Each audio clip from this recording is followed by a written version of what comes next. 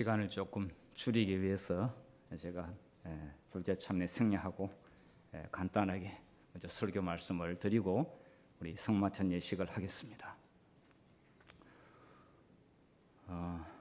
주님은 날마다 노란 손수건이라고 하는 제목을 가지고 말씀을 드리겠습니다. 여러분 청송보호감호소 들어보셨죠? 지금은 그 제도가 폐지되었고 일반 교도소로 바뀌어졌습니다만은 여러분 청송보호감호소는 다른 교도소하고 좀 다릅니다. 청송보호감호소는 동일한 죄로 2번 죄를 지었고 3년 이상의 징역형을 받았으면서 죄질이 안 좋은 사람들이 그런 사람 가운데서 추가적으로 7년, 10년 동안에 더 교도소 생활을 합니다. 3년, 5년형을 받아서 끝나기를 얼마나 기다리겠습니까? 교도소에서. 그런데 거기서 7년을 더하면 어떻게 되겠습니까? 또 10년을 더하게 되면 어떻게 되겠습니까?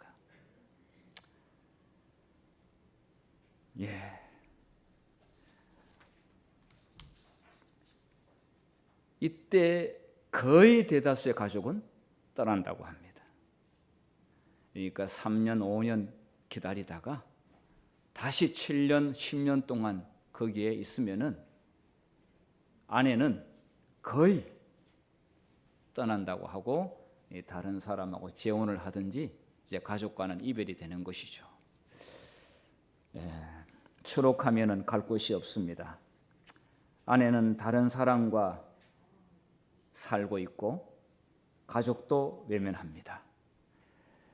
감옥보다 더 쓸쓸한 곳이 바깥 세상임을 아주 느끼게 됩니다. 자, 여기 죄수들 앞에서 이 교종위원으로 그리고 뭔가 이렇게 선도를 위한 이렇게 강의를 하면은 다른 교도소하고는 전혀 다른 분위기를 느낍니다.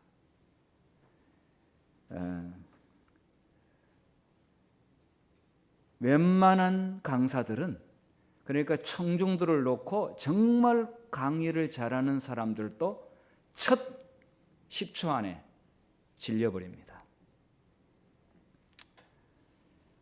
얼굴은 콘크리트 얼굴 같고요. 얼굴색은 검은 수건으로 뒤덮어 놓은 것 같습니다.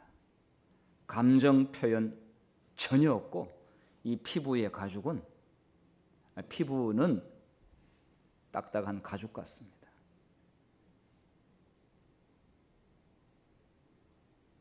어떤 이야기를 해도 눈 하나 깜딱 안 합니다. 그래서 거기에 강사를 세우려면은 정말 선별해서 대단한 강사를 세웁니다. 그런데 여기서 8년 동안에 그것도 한두 번 하고 다 질려버리는데 8년 동안 교종위원으로 활동한 여자가 있습니다. 우리나라의 최연소. 이 사람이 강의를 하면은 마음이 움직입니다. 그 사람이 누구냐? 18살에 이 사람이 교종위원으로 청송보호감호소에서 강의를 했습니다. 이 사람이 지금 현재 하여튼 전도사가 된 지는 오래됐습니다만은 제가 이것을 설교로 사용한 지 한 20년 됩니다. 저하고 나이가 비슷합니다. 박순애 전도사라고요. 이 사람의 이 프로필을 보게 되면 대단합니다. 학교는 국민학교 3학년이 중퇴입니다. 자,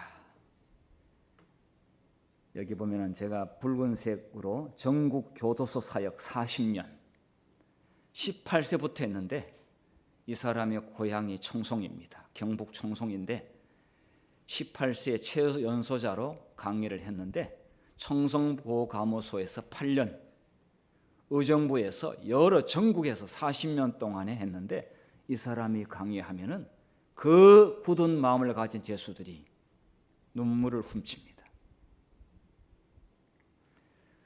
이 사람은 어떤 사람인가? 그의 불우했던 어린 시절을 간략히 제가 말씀드린다면요.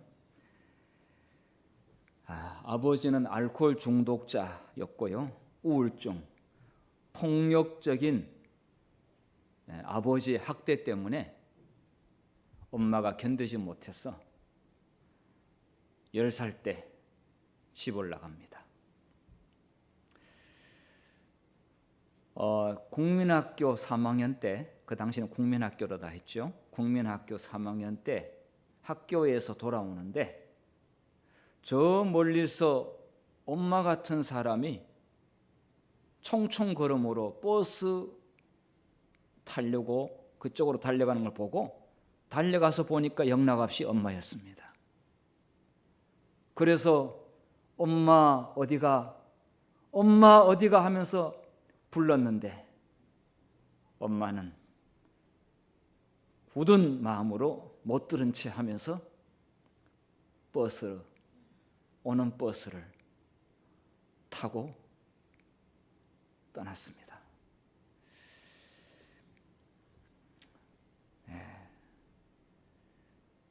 그래서 그때부터 이 아이는 거지가 됐습니다.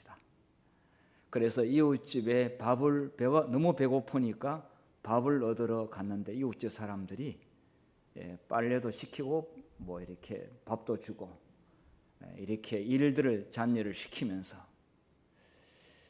그러면서 정말 온갖 멸시를 받고 자살을 결심을 할 정도로 힘들었는데 설상가상으로 삼촌이 와서 성폭행을 해서 이 아이가 자살을 결심해서 바닷가에 자기 몸을 던졌습니다. 바닷가에 몸을 던졌는데 한참 후에 깨어나서 보니까 바다풀이 얼굴과 몸에 칭칭 감겨인 가운데서 파도에 갔다가 다시 밀려가가지고 밀려가면은 안 오는데 밀려갔다가 다시 와가지고 해안가에 이렇게 모래사장에 있었습니다. 깨어보니까 모래사장이었습니다.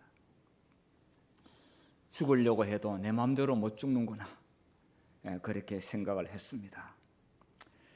이때부터 3년을 구룡포, 그 포항 간포 사이 구룡포가 있습니다. 포항 있고 경주 있으면 바닷가 쪽으로 간포가 있는데 그 사이에 구룡포가 있습니다. 저는 포항과 안강 사이에 경주 내륙 쪽으로 저는 안강 제1국민학교를 나왔고 이 사람은 그 바닷가 쪽으로 구룡포 국민학교에 다닌 것 같습니다. 그래서 너무 못 먹고 힘들어서 간경화로 황달이 왔고 폐병에 걸렸습니다. 남의 집을 돌며 밥을 얻어먹는 최하의 처절한 삶 가운데서도 너무 배가 고파가지고 어느 날 교회 종소리가 들리는데 너무 그 종소리가 가슴을 울렸습니다. 이렇게 생각했습니다. 저 교회 가게 되면은 먹을 것을 주겠지. 그래서 어느 날 큰 마음을 먹고 갔는데, 왜냐하면은 친구들이 놀리고 안 받아줬고 부끄러워서, 그러다가 용기를 내서 교회에 갔는데 교회의 아이들이, 주일학교 아이들이 냄새 난다고 거지에 왔다고 놀리고, 그래서 도저히 그 자리에 앉아 있을 수가 없어가지고 교회 문을 나오는데 장로교의 주일학교 선생님이 뒤에 따라오더니 자기를 꼭 안아주면서 순애야, 예수님은 어느 누구보다도 너를 사랑한단다. 가지마. 이 말을 들으면서 사랑이란 단어는 처음 들어본 단어였고 그 선생님이 자기를 뒤에서 껴안아주는 그 포근함이 너무나도 그리웠던 포옹이었습니다. 그래서 이 아이는 그 선생님 품에 자기 얼굴을 묻고 한참 울었습니다. 그리고 이제 교회를 나오는데 성경 보라고 성경책을, 신학 성경을 하나 선물로 주었습니다. 글은 아니까 열심히 읽었습니다. 내용도 모르고 열심히 읽었습니다. 그리고 기도하는데, 그런데 그래도 교회 열심히 다니라는 말에 새벽 기도까지 열심히 나왔습니다. 그런데 새벽 기도에 나왔는데 그 주일학교 선생님이 새벽에 나와서 자기를 위하여 기도하는데 기도의 내용이 딴 거는 생각나지 않고 딱 하나가 생각이 나는데, 주님, 이 아이를 버리지 마소서. 그래서 교회는 열심히 나왔는데 교회 다니는 것도 보통 고역이 아니었습니다. 편하게, 그래서 아이들이 전에보다는 선생님이 주의를 줘가지고 그래도 전에만큼 그렇게 안 했는데 그렇게 반겨주는 그게 아니었습니다. 자, 이렇게 하면서 그는 그래도 교회가 먹을 것을 주고 또 예수님이 자기를 사랑한다고 하니까 그래서 열심히 신앙생활을 하다가 13살의 나이에 드디어 엄마의 주소를 찾아가서 엄마를 찾아갔습니다. 엄마가 오죽했으면 얼마나 매일매일 맞았기 때문에 아버지로부터 오죽했으면 놓고 떠났겠나. 엄마를 용서하고 엄마를 이해하고 예수님 은혜 때문에 나는 엄마와 함께 살고 싶다. 그렇게 해서 재회를 하게 되었고, 그러면서도 하여튼 여러 곳에 식모살이를 하게 됐는데 비인격적인 대우를 받으면서 억적같이 견뎌냈습니다. 그리고 17세에 이제 청송 읍내에 있는 교회에 추석하게 되었고 19세 때 아버지를 찾아가서 그때 하나님을 만났고 아버지한테 찾아가서 아버지에게 복음을 전해가지고 아버지가 예수를 믿게 되었습니다. 이런 이야기를 청송보감호세 제수들한테 이야기를, 근데 이것은 이제 시작에 불과하고 이 다음에 겪는 이야기는 제가 시간상 더 못하고 정말 이러한 기구한 인생은 정말 또 만날 수 있을까, 볼 수 있을까 할 정도로 험난합니다. 그런데 그 험난한 자기의 생애 속에 하나님은 끊임없이 그와 함께한 명백한 증거가 있었고 그는 예수님을 자기를 사용한다고 하는 사실을 알게 되었는데, 그래서 그가 쓴 책이 찔레꽃 그 여자였습니다. 그 책가 엄청난 책으로 팔렸습니다.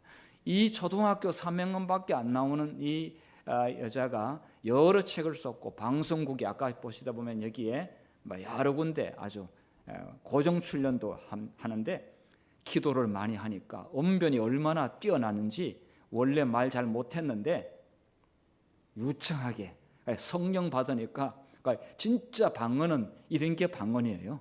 이 말을 조리 있게 잘 하고, 그래서 청송보감호소에 있는 사람들의 재수를 눈물을 흘리게 만드는 사람이 바로 이 사람이에요.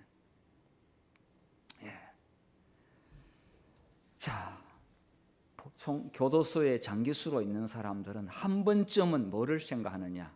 노란 손수건 이야기를 거의 다 알고 있습니다. 여러분, 노란 손수건 이야기 다 아시지 않습니까? 그 상황에 처해 있으면은 그 이야기를 지성적으로 이해하는 게 아니라 그 이야기에 대한 그리움이 마음속에 중요한 자리에 박혀 있습니다. 여러분, 그 이야기는 잘 아시지만 그래도 잠깐 언급해 드린다면, 미국의 플로리다 주에 포트로더데일 해변으로 버스가 가고 있는데 승객 대부분이 그 플로리다에 휴가를 가는 승객들이 버스에 올라탔는데, 그런데 모두가 즐겁고 화기애애한 분위기 속에서 가고 있는데 너무나도 침울하고 우울한 한 남자가 승객으로 탔습니다. 허름한 옷에 무표정한 얼굴은 돌처럼 굳어있는 가운데서 앉아 있었습니다. 사람들은 저 사람이 누굴까? 혹시 전역한 군인? 아니면은 배 탄 사람? 여러 가지 상상을 하면서 말을 못 붙이다가 어느 한 여자가 다가가서 말을 붙였습니다. 한참 뒤에야 침묵을 깨고 상당히 괴로운 표정으로 자기의 사연을 이야기했습니다. 제 이름은 아무개고요. 4년을 교도소에서 복역하다가 석방되어 집으로 가는 길입니다.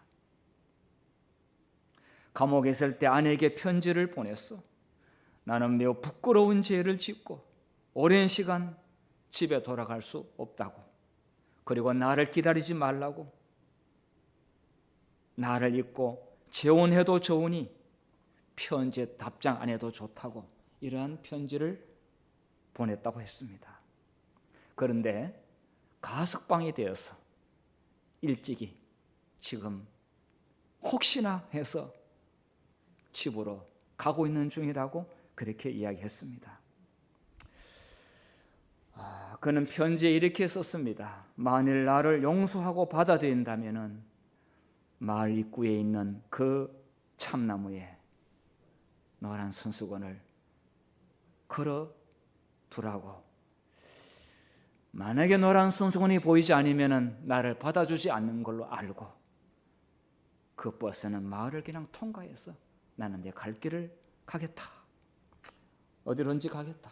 이렇게 이야기했어요.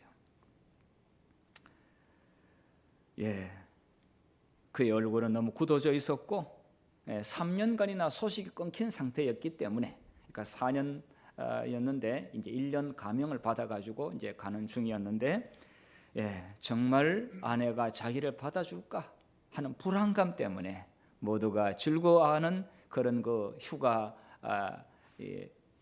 승객이었습니다만 본인은 너무 우울했습니다.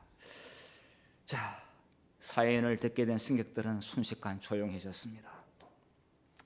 그리고 하나둘 창가를 향해 쳐다보기 시작했고요.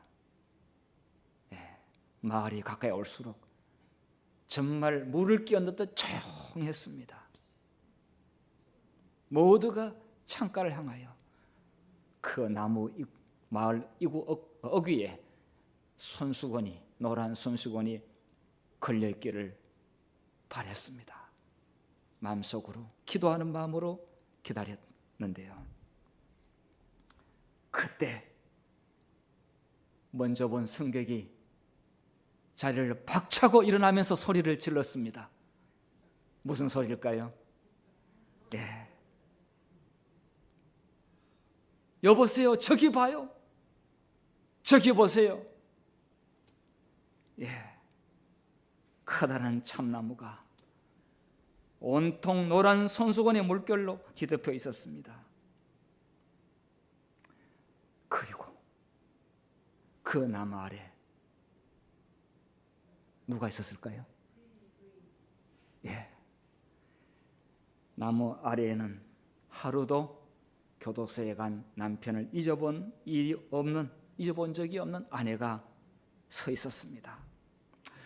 이 아내는 대문도 잠근 적이 없고 언제나 저제나 돌아오기를 갈망하는 그런 마음으로 기다렸습니다. 그 나무뿐일까요? 요 이야기보다 조금 더 좀 다른 차원에서의 또 다른 어떤 이야기, 이런 이야기도 있습니다. 이 소식을 듣고 이웃 사람한테 나누는데 그 이웃 사람들이 합심하여 이 노란 손수건을 달기 시작했는데 이웃 가족들도 아이들도 함께 그 노란 손수건을 달았다는 이야기도 또 있더라고요. 어쨌든 간에 그런 이 노란 손수건을 달았습니다. 네, 혹시나 용서의 흔적을 보지 못하고 지나칠까 봐 정말 여러 나무에 노란 손수건을 달았습니다. 입구가 전부 다 노란 물결로 뒤덮였습니다.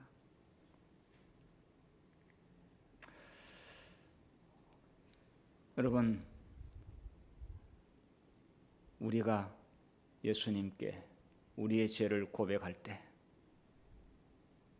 우리가 예수님께로 돌아올 때에 하늘의 수많은 천사들과 예수님은 분주하게 날개짓을 하면서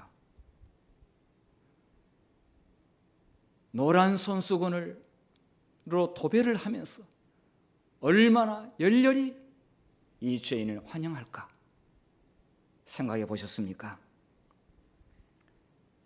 누가복음 12장 7절에 내가 너희에게 이르노니 이와 같이 죄인 한 사람이 회개하면 하늘에서는 회개할 것 없는 의인 99으로 말미암아 기뻐하는 것보다 더하리라. 한 사람이 회개할 때 온 하늘은 얼마나 기뻐하고 얼마나 큰 잔치를 벌이는지, 우리는 우리가 얼마나 큰 위대한 일을 이루는가 보다도 우리의 죄를 예수님께 고백하는 것이 얼마나 예수님이 원하고 기다리셨는지 깨닫게 되기를 바랍니다. 주님은 내게, 우리 각자에게 날마다 노란 손수건이십니다. 말씀을 마치겠습니다.